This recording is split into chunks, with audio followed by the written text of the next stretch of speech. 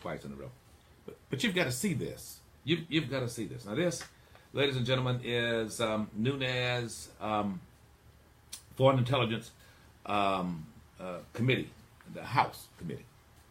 And this is the declassified Republican memo, right? And you understand that this committee is supposed to be bipartisan, right? But not only bipartisan, but nonpartisan when it comes down to how it evaluates information from an intelligence standpoint. At some point, the parties, demos and repoops, supposed to say, look, no allegiance to party. We need to get to the bottom of what is attacking our country. So here it is. This was released by the Republicans. Look through it all the way. All right, there it is. No redactions. And we went through it already. And it's quite heavy. Heavy in the sense that, okay, there is some suggestion that somehow or another the FBI did something wrong with the FISA court by depending on the Steele dossier. And you often hear them talk, well, it's paid for by Hillary Clinton. The reality is that the information was there from a source that the FBI had been using, Steele, who was with MI6, an agent for Great Britain. So the information that he provided was paid for. It's not that they paid to make up information. And ladies and gentlemen, I'm here to tell you, I've got the dossier sitting right here on my desk, most of which has been corroborated, or for that matter, some of the most salacious stuff in some cases, like Donald John being at the Ritz-Carlton. He was there, according to his bodyguard. So here is the Republican. See that? See that? Of course, it's going to be backwards, the unclassified part, and it says top secret. Here is the dossier, the memorandum that was released by Donald John on Saturday morning. I mean, you don't get any more political than that and want to bury something. Yeah, that's it. It has unclassified and top secret scratched out right there. See that? All of this is the redactions on all of this. Now, you got to understand, ladies and gentlemen, it was Donald John's very own Justice Department, all those redactions, see that? Very own Justice Department, who asked for Nunes and the Republicans not to release the memo or any other memo because it's still under investigation. Well, Nunes saw a political should I say, advantage. Look at all those redactions. Now, I went through this entire thing. And I'm going to tell you something. We're in very serious trouble. When we have got people pushing for no evaluation of those of us who are Americans who are fraternizing with a hostile force, particularly Russia. I mean, it's unconscionable. When I hear conservatives, Russian Limbaugh actually even suggest, oh yeah, but the following page, shouldn't have done that. And the reality here is that it should be expected. And now it has come out that long before the dossier, going back to July, Page was under surveillance. Why was he under surveillance? I'll tell you why, because out of Page's own mouth, he said he was an agent, working as an agent for Russia. You got it?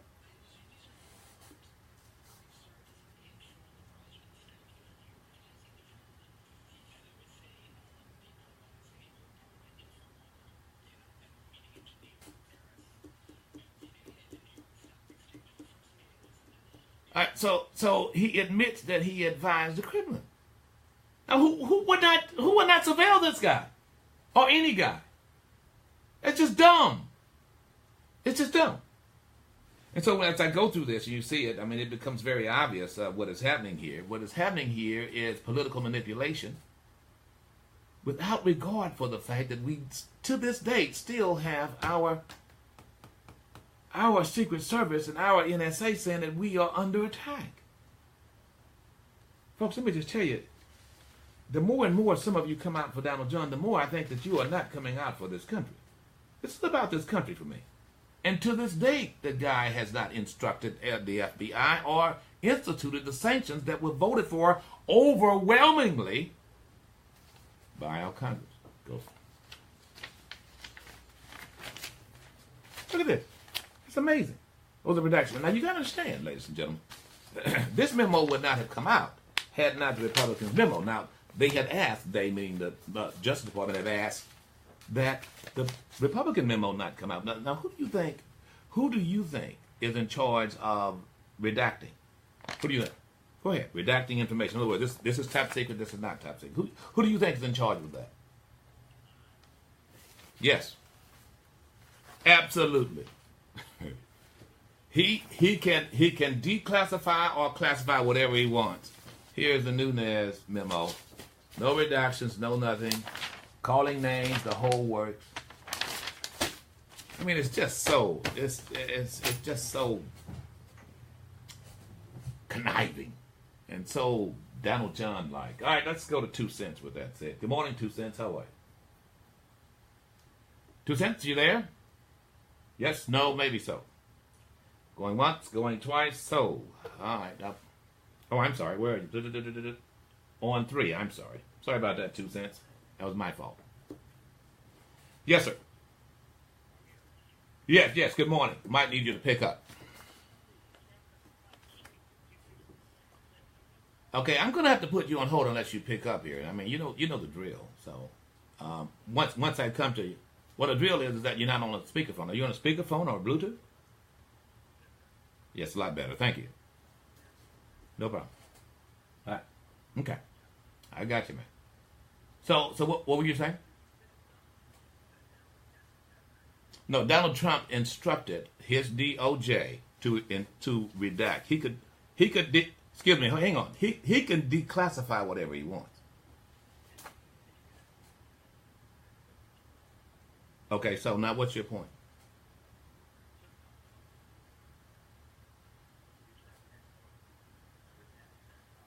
You do understand.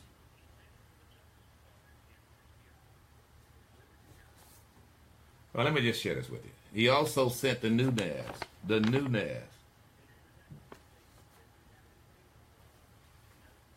And where did you get that information? Because quite the contrary. Well, yeah, I do. I think he whatever he wanted to declassify for the sake of getting this information out, he declassified. You don't understand. You are choosing to miss the point. The point is that the president, for the sake of getting his side out, will declassify whatever he wants. And here you've got. Okay, so you do understand that is politically motivated. That doesn't bother you, though.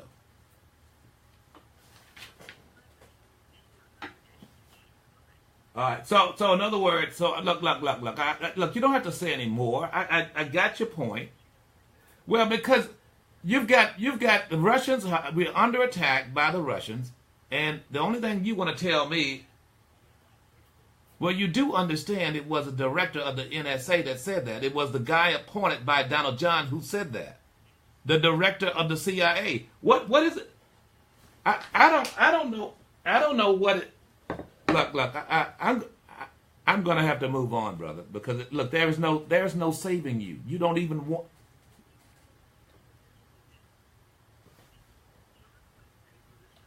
All right, thank you. I don't want to go there. You know, I mean, that's just so silly. You keep, you know, look, I've heard it, and even though Hillary Clinton and everyone else has been evaluated ad nauseum, you guys keep bringing it up because you fall for that banana in the tailpipe you get from oxy-conservative Russian Limbaugh. And I mean, I just get to the point whereby it's like, it's the same old dumb-ass concept, and I'm just over it. Because my country's at stake here. And I know in the back of your mind, 2 cents, you've got to be asking yourself, well, why is this? We're going back to July before the dossier even came out. According to the FBI, they didn't redact this. Why didn't he redact it? Christopher Steele's raw intelligence report did not inform the FBI decision to initiate its counterintelligence investigation in late July 2016. In fact, the FBI closely held investigative team only received the Steele's reporting in mid-September. That's what it says. He didn't redact it. The president agreed because he didn't redact it. Think about it. Don't take my word for it. Just pull up the memorandum and you will see it. That's all. That's not all. In fact, the FBI reviewed page in March of 2016 about his contact with Russian intelligence, the very month candidate Donald John named him as foreign policy advisor. Does that bother you in the least? It doesn't. Because whatever, I'm standing in the middle of Fifth Avenue, obviously. So it seems. And then there's this. Much of the Steele document has been confirmed. I'm just simply saying. I have it here. Don't take my word for it. When you start seeing A and B conversations, they're talking about page in the document itself. They were confirming. Let me tell you what police do is what police have always done. They gather all the information and present it to the court, in this case, the FISA court.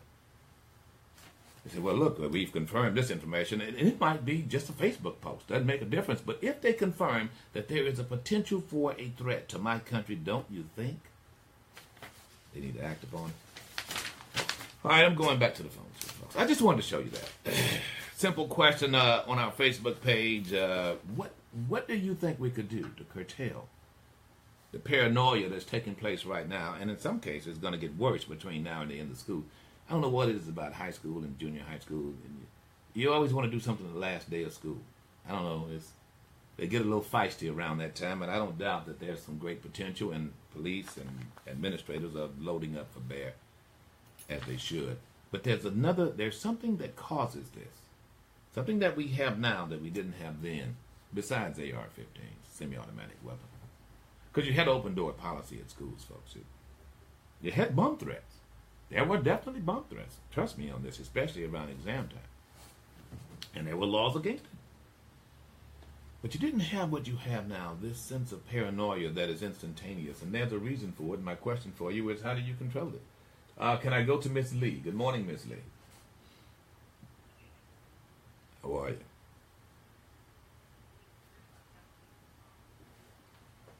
Did you? So you want to go to Wakanda? You want to go to Wakanda with me?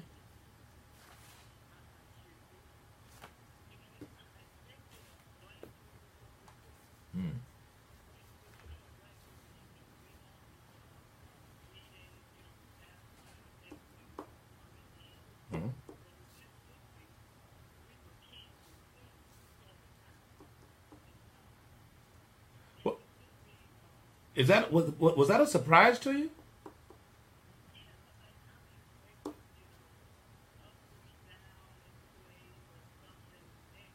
Yeah.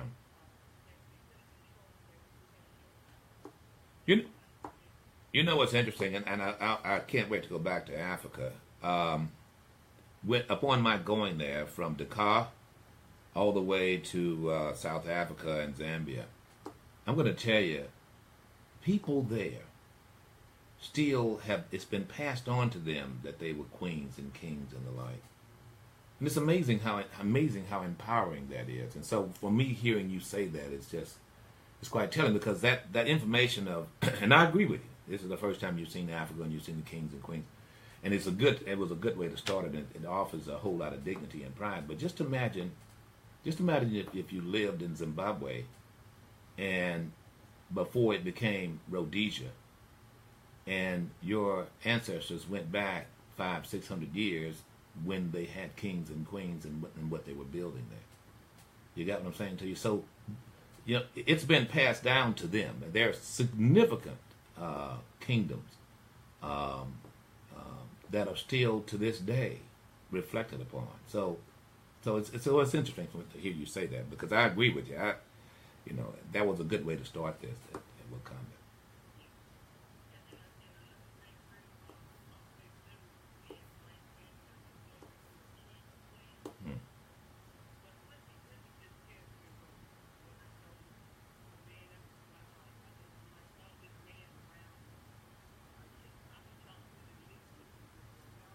Okay.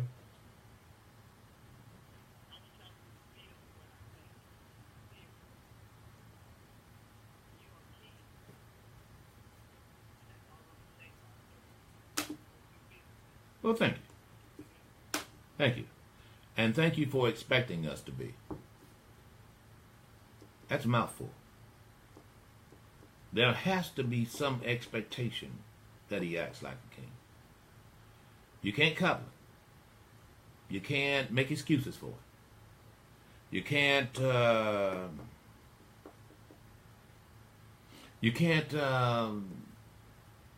just allow him to benefit off the sweat of your brow. You know what I mean? And I'm not talking to you directly, Miss Lee, because I know you have that expectation, and your husband lives up to it. Which brings me to my main point. Now I'll move on. If you are a king, you got to act like it. You do. And no pressure is too great to bear. You provide, you protect, or you don't feel like a king. Can I go quickly to let's get the comments and then we'll go to the Big Chief.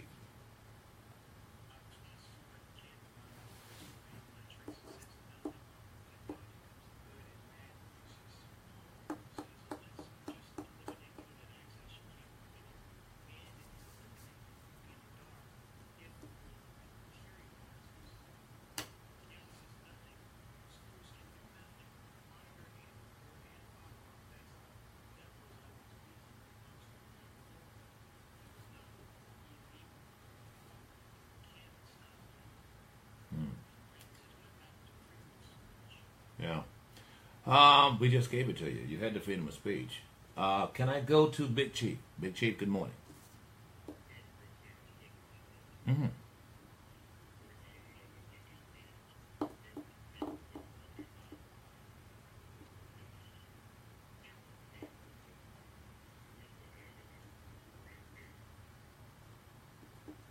What?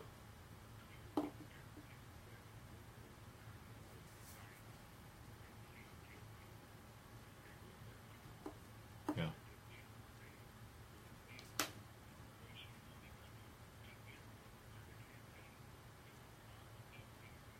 Hmm.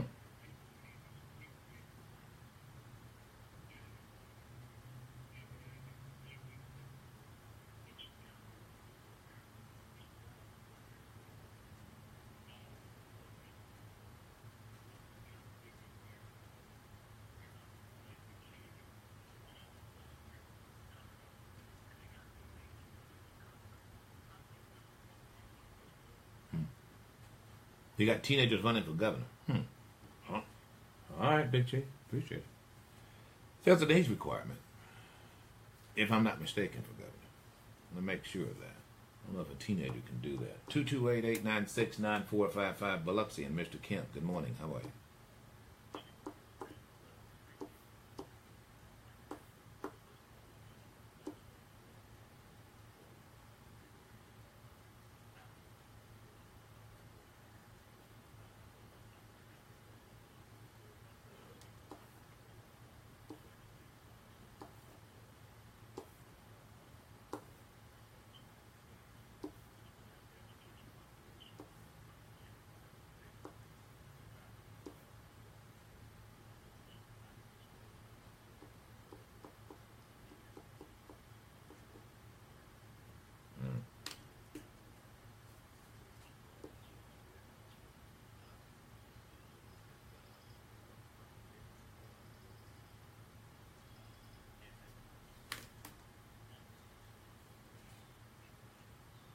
Hmm.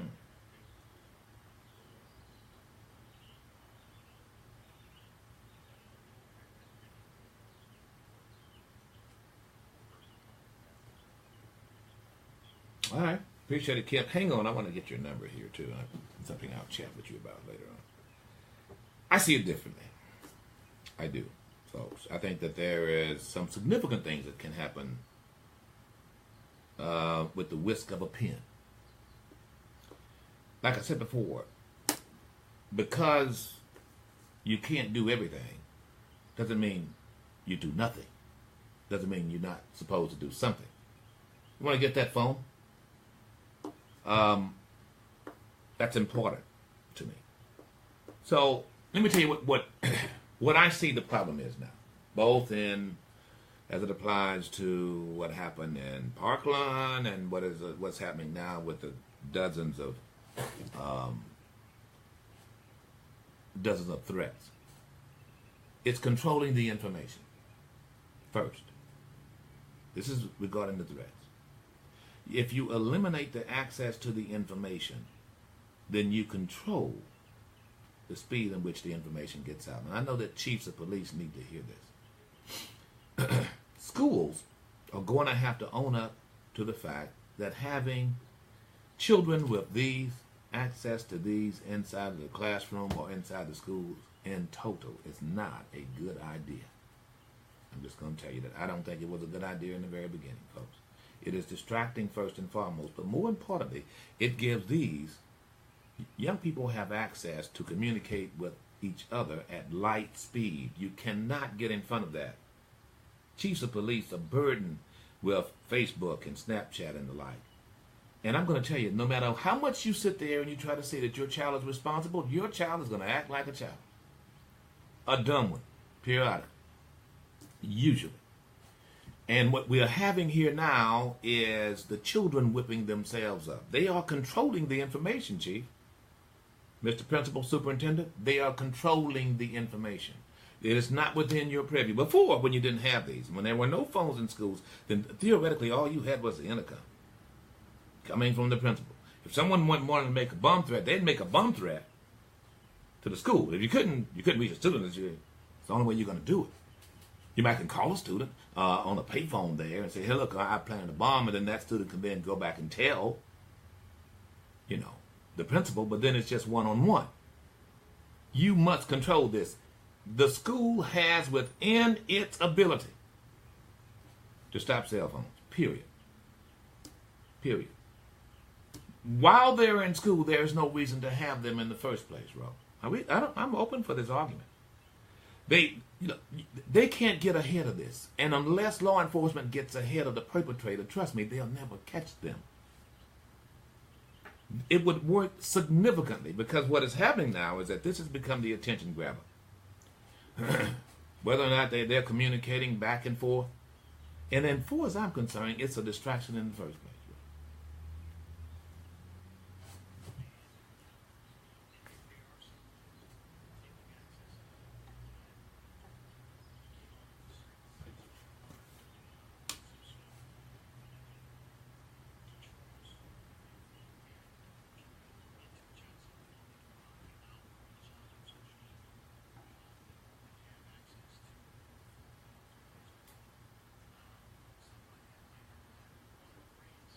Let me tell you, I would be more in favor of, to be quite frank, cell phone interrupters, actually. I don't know if you know this, but law enforcement have the capability of doing that, basically jamming phone calls, the cell phones within a certain radius. Oh, and if not, then make a good invention. Maybe an app that can just simply say that it can immobilize any access to social media. I welcome it. I welcome it. But I think schools have got to think seriously about what I'm saying. Even if mom and dad want to have little Bobby, little Johnny to have his cell phone, they check it at the door. Have a little cell phone locker.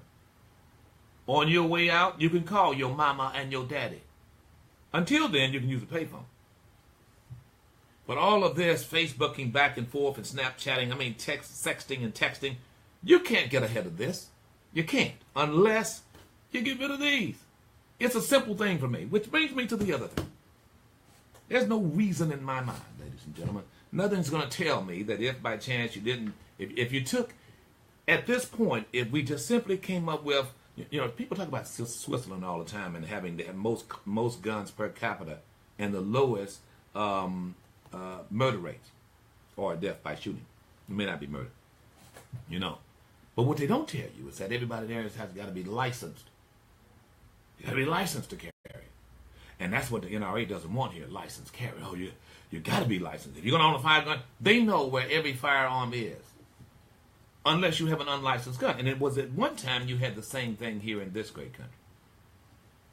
There's a tracking of those firearms. And even if it's a military-style weapon, they are kept in a stockade. Well, they're kept in a secured environment for the military-style ammunition. But I'm a gun owner. I'm not turning in anything, and no one's going to come get my weapons. I am not afraid of law enforcement or the government. I support it. You see, this is the NRA stance. oh, we got to have the Second Amendment because they're coming to get your guns. That's the fear I was talking about with the oxy-conservatives. However, those of us who are practical, notice I didn't say liberal, but practical and reasonable about this is going, okay, you know, I think there's some regulations that can be instituted that will call for greater qualifications for those of us to have firearms. I don't mind. I've got to jump through the hoops to make the qualifications. I don't think a guy who's blind necessarily should have access to a firearm. I just don't. I mean, it doesn't make sense. I think a blind guy would automatically understand that. Not that a blind guy can't shoot. He just may not be able to hit what he's shooting at.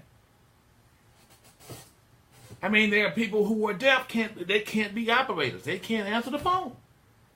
I mean, without some kind of device to help them. And look, I'm not picking on people. I'm not saying this to be funny. I'm saying that there are limitations for us as human beings, and you cannot have a cookie-cutter concept of it. There are qualifications that you must meet. Blind people can't drive, and there's a way to determine that. Same thing here, folks. The same thing here when it comes to owning a weapon. As far as I'm concerned, there are some weapons that should not be available. The combat weapons are those weapons now. I really think that you don't have to ban them. They're just saying you can put in the same category as a Thompson machine gun. You have to be licensed. There are requirements. And if by chance you're not licensed, and if by chance you don't meet the qualifications, then having one is illegal. That may have just declared hundreds of thousands of people illegal. Okay, just don't get caught with it. I mean, this is very simple for me. It's very simple for me.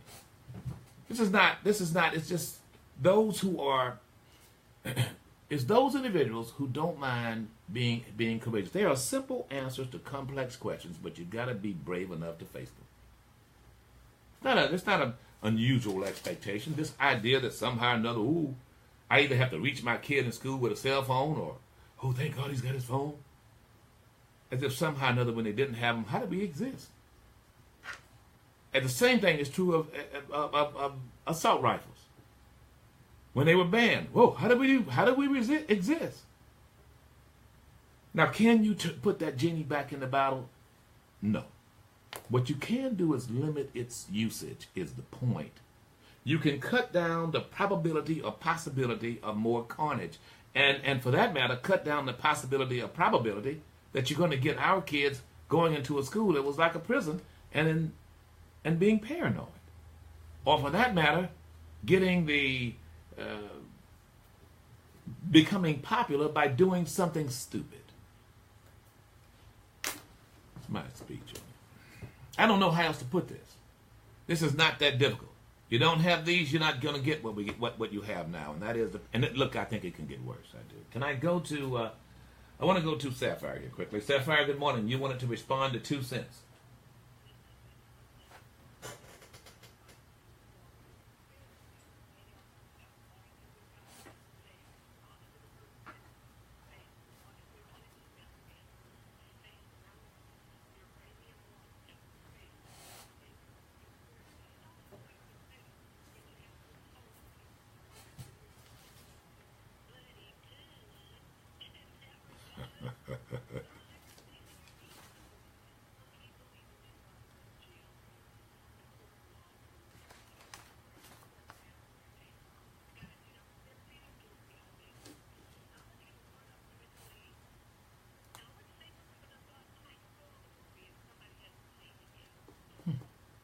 But can you whisper it in my ear?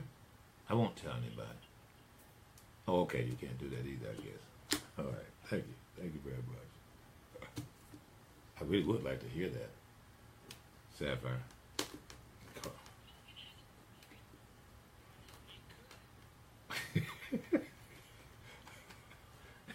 I never heard that before. Who was that?